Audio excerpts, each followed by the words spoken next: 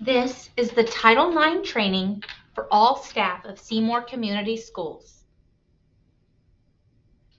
In today's training, the objectives are to understand the scope and regulations of Title IX, to understand the definition of sexual harassment and recognize possible violations, to recognize your responsibility to report complaints of sexual harassment, to understand how to report claims of sexual harassment. In the first section, you will receive information on the purpose of Title IX and on the meaning of sex and gender discrimination. Title IX is a civil right that prohibits sex discrimination in education. 2. Title IX applies to all students regardless of gender identity. 3. Schools may not retaliate against someone filing a complaint and must keep complainants safe from other retaliatory harassment. 4. Schools should ensure that no student has to share campus spaces with their abuser. 5. Schools must be proactive, ensuring that your campus is free from sex discrimination. 6. Schools must have a procedure for handling complaints of sexual harassment and violence. 7. Schools cannot discourage you from continuing your education. 8. All schools receiving federal funding, including public K-12 schools and a majority of colleges, are subject to Title IX. 9.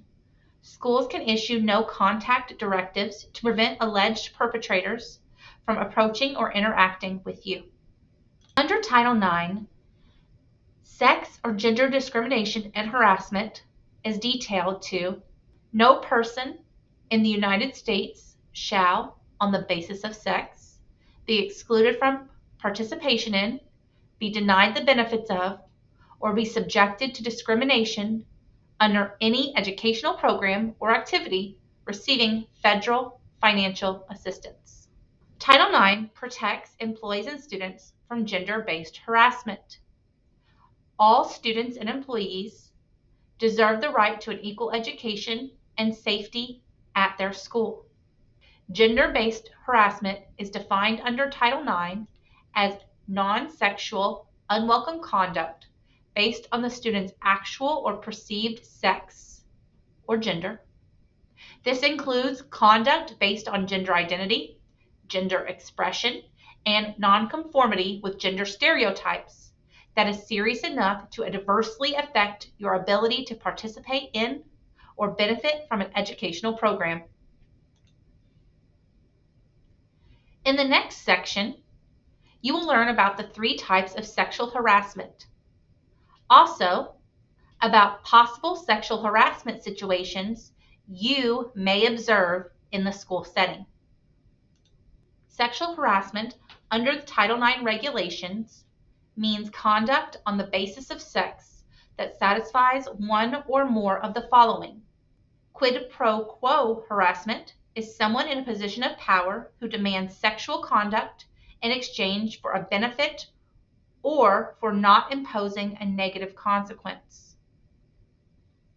The second type of sexual harassment is hostile environment harassment, is unwelcome conduct of a sexual nature or based on sex, gender, so severe, offensive, or pervasive a person is denied equal access to the educational program.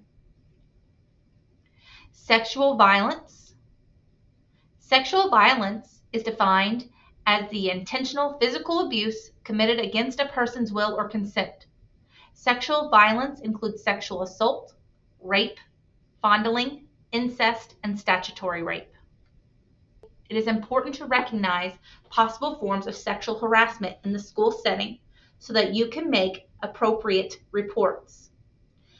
Examples of sexual harassment include, but are not limited to, unwanted repeated requests for sexual favors or dates from a peer, requests for sexual favors or dates from a teacher to a student, unwanted emails, texts, messages, videos, or photos of a sexual nature, inappropriate or lewd comments about someone's body or appearance, saying negative things about someone or a group based on gender identity or sexuality, gender or sexuality-based slurs, unwanted touching of any body part, massaging, kissing, or hugging, vulgar pictures or pornography shown to a person repeatedly against their will, blocking someone's way or movement to threaten or intimidate. In this section, you will learn about your responsibility to report incidents of sexual harassment. As an employee of Seymour Community Schools, you have an obligation to respond when a person with actual knowledge of sexual harassment is in an education program or activity reports possible misconduct, meaning an employee who receives a report of possible sexual harassment must make a report. Actual knowledge under Title IX means notice of sexual harassment or allegations of sexual harassment to any school official or to any employee of an elementary or secondary school. This would include coaches, after-school club sponsors, teachers, instructional assistants, cafeteria workers, custodians, administrators, etc. If you receive a report or notice of possible sexual harassment, it is your obligation to make a report. An individual can make a report on their own behalf or on the behalf of another. To make a report, you need to make that report within 24 hours to a building level administrator or the district Title IX coordinator. An actual knowledge report can be made in person, by phone, by mail, or by email. Remember, it is like child abuse reporting. Every employee has an immediate reporting obligation.